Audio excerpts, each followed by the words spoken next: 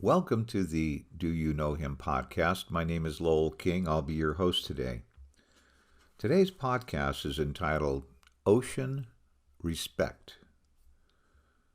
When I think of the ocean, I think of its beauty, its power, and I think about my own personal respect for the ocean, primarily as a result of some of the experiences that I've had throughout my life. As a small child, I remember standing in the water knee deep, watching the waves crash against the rocks to the distance away from where I was standing.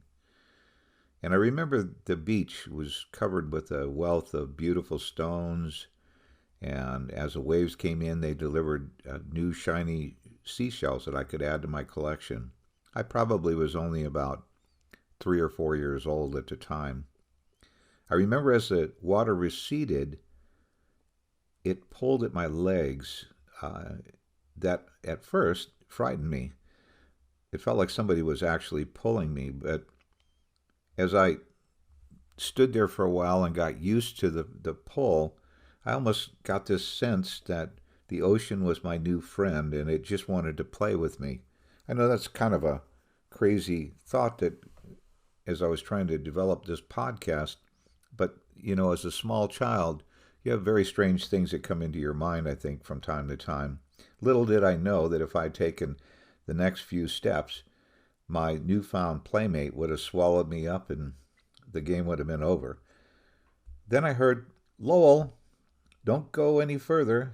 Of course, that was the cry of my very concerned mother. I learned to swim as a small child. I don't remember how old I was, but I never became a great swimmer. I was a good swimmer. I thought about trying to become a lifeguard at one point in my life, but I heard too many stories about how people who were trying to save somebody wound up drowning themselves. And the person who was drowning actually pushed the life saver under the water. And I just didn't want to get out into the water and have to make a choice as me or them. Maybe that's a selfish way to look at it, but that's just where my head was at. And I knew that if I was strong enough, a strong enough swimmer, that I would be able to overcome that. But I never got to be that good, to be honest with you. But I was satisfied with knowing that I could save myself. And I also learned that, as time went on, if you got too tired, then you would always be able to float on your back. And I was very good at that for some reason. I have no idea why, but that's just the way it was. Um, I've always felt very safe in the water. I guess it's a little bit a strange feeling I think we all have when you can't see what's underneath you. And even in fresh water, there's this feeling like something's going to touch your feet, whether it be a fish or a tree limb or a rock or something. But um, I always felt safe in the water, even in the ocean as a young person, because I spent a lot of time at the beach. Uh, it was just one of the things as I was growing up. The surfer theme was out. Of course, all the Beach Boys and all the guys that I hung out with, high school and even after high school, we used to make the trip down to Zuma Beach, which is very close to Malibu, and we had a huge beach there, and it was tons and tons of parking, and so people would go there because it was a place to go, and there's music everywhere, and it was just a really fun time to go. And there was a couple of surfboards that we had. I never became a great surfer, but I just enjoyed getting out on the board, getting past the breakers, and actually getting out onto the ocean where the water would be almost like a sheet of glass, and just floating out there. Had some interesting experiences out there. I did have my board circled one time by a shark. I don't think it was a big one, but any kind of a shark is concerning when you're out there in the middle of the water and you don't know where the shark goes, especially when that fin goes underneath the water. But the probably the scariest time, and it's the last time I went out that far on a board. I was probably a quarter of a mile off the shore, and I was just very quiet that day. And I heard a little splash, and I looked up, and there were two sea lions looking at me, and I wasn't exactly sure how they were looking at me. Were they looking at me like a meal?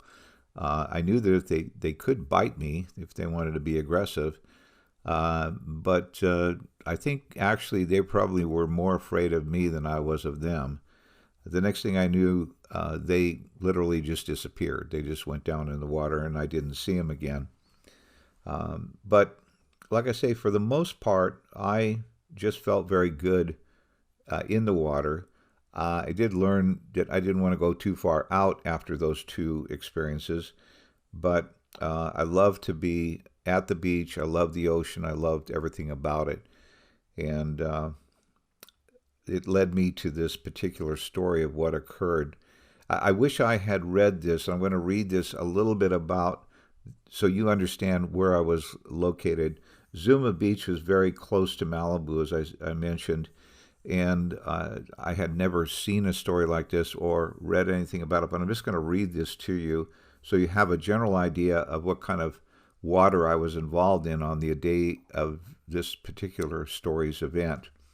It says here in this article concerning the serenity of Malibu's beachfront sprawl, the waters off the Southern California can be rough and dangerous, surfing with power surges and riptides. All snorkelers should check current conditions off the beaches they plan to explore. The water can be cold and, especially when roiled by strong currents, murky.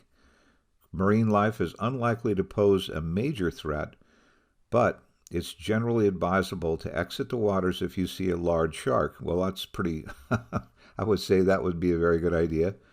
The most formidable is the massive great white, which they do have down there on occasion, which nonetheless vastly prefer large fish, seals, dolphins to human beings. As anywhere, the buddy system is the best approach for lessening the chance of dangerous situations. Well, unfortunately, this story that I'm about to tell you what actually occurred, there was no buddy system except me and God. And I had gone down to visit some friends in Malibu. They had purchased a home that was very close to the beach.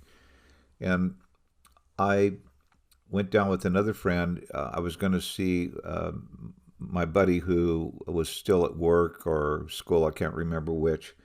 And the two ladies were talking, and I mentioned that I'd like to go down to the beach, and she said, "Yeah, I know you like to get out on the board." She said, "Dave has a board that you're more than welcome to borrow," and they were just literally a half a block from the beach. So I got down in my swimsuit and flip-flops or whatever I had to walk in, and grabbed the board, and off I went to the beach.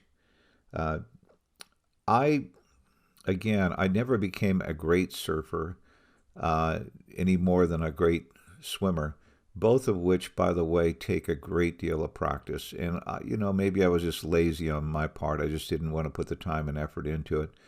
I seem to enjoy just being on the board, out in the water, more than actually doing the surfing thing. I would have never thought about taking on the waves of Hawaii, for example, that you see these massive, I don't know how tall they are, 30, 40 feet high, and trying to ride those things.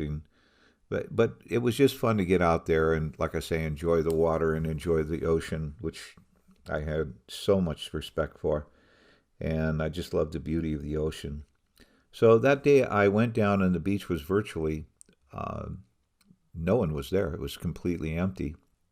The little section that was nearest their home was during the week, so I imagine, people were at work or going to school or whatever they were doing, but there was no one there except me. And of course I got right out on the board, and the waves were, I don't know how high they were. They weren't real high, but and I really didn't sense the riptide or the undertow or whatever you want to call that. But apparently it was there, and I didn't realize so strong it was.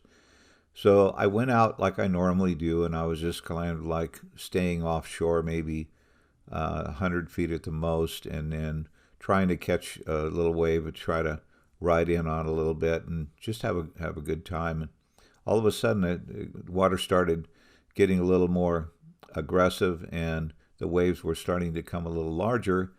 And so I decided that I would try to catch one of these bigger waves and ride in.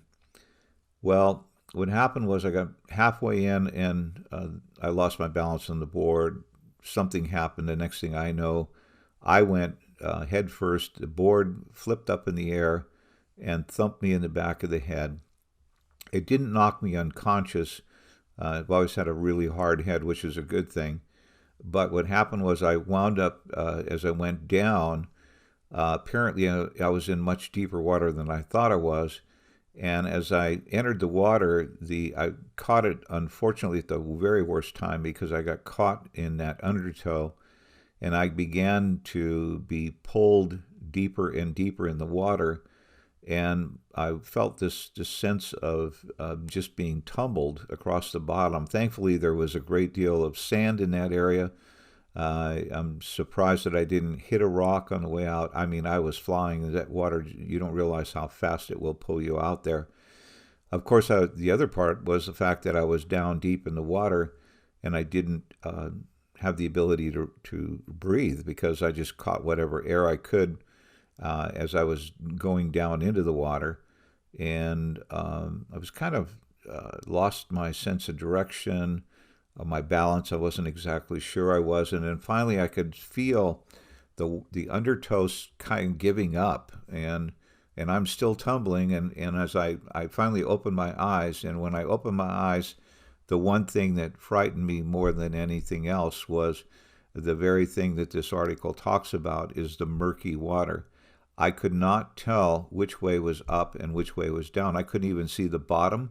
If I had been able to see the bottom, I would have been able to know that obviously the top is the opposite direction. But it kind of must have been somewhere, I'm going to guess maybe 30 feet from the top, and probably 20 feet from the bottom, or somewhere in that direction. And I started to swim, I was running out of air, by the way.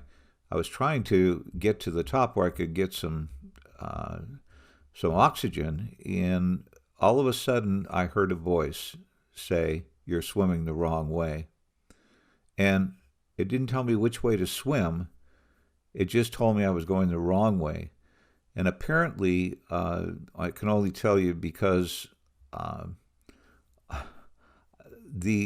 there was like this last minute decision. Do I listen to this voice, or do I continue to do what I think I'm doing?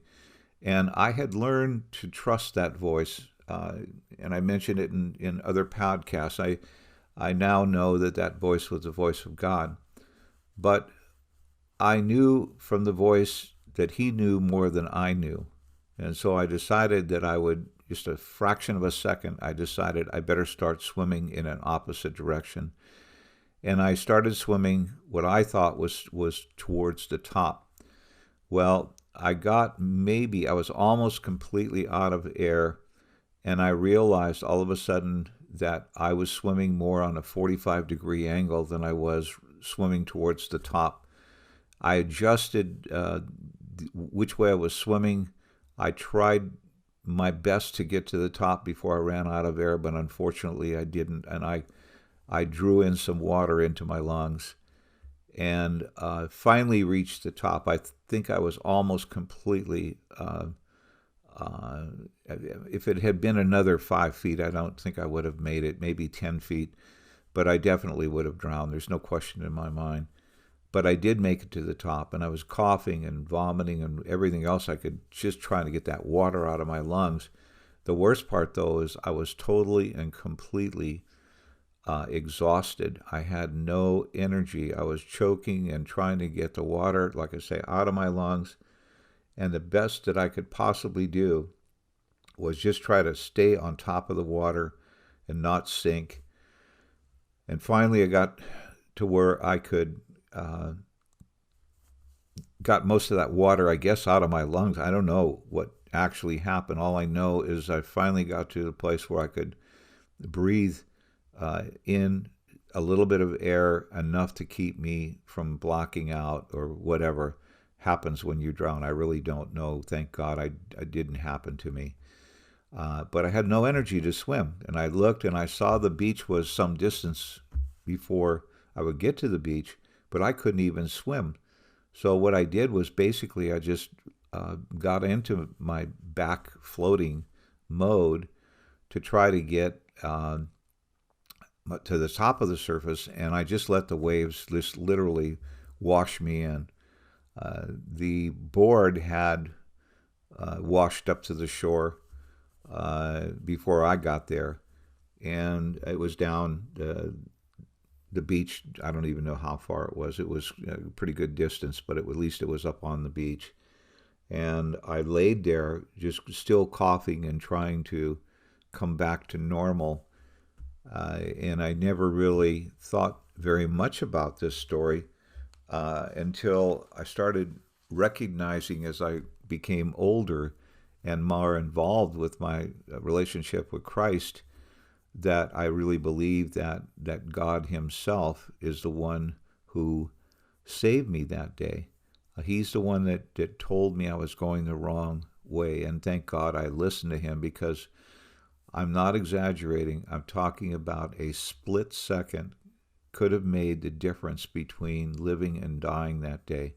And I still believe, too, that when, the Bible tells us that God created us before, let me rephrase that God knew us before he created us, and that before he created the earth or the universe, that he had a plan for each one of us.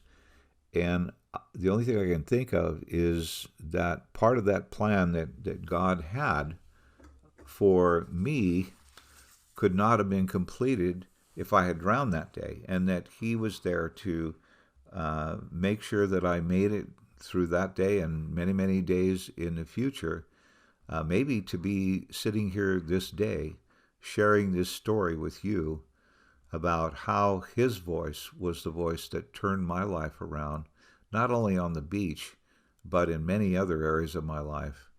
I'm just so grateful that I have that relationship with him. I just want to close in saying that as I'm talking about surfing, I'm talking about people drowning. Just one more statistic I want to leave you with is that there are, according to international reporting, 360,000 drowning deaths each year worldwide.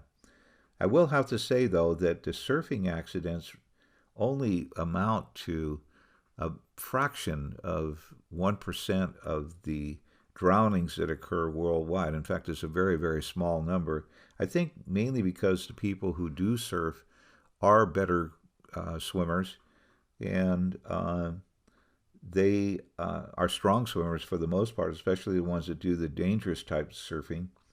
And it was interesting, too, to find out that Germany and the United Kingdom, for some reason, have more drowning deaths than a lot of the countries. But maybe they just don't pay attention to teaching children how to swim. I don't know. But the most common way that a person will die in a surfing accident, which are, again, our numbers are very few, would be either from a blow to the head by the surfboard, which is what occurred in my case, but it just didn't hit me hard enough, thank God.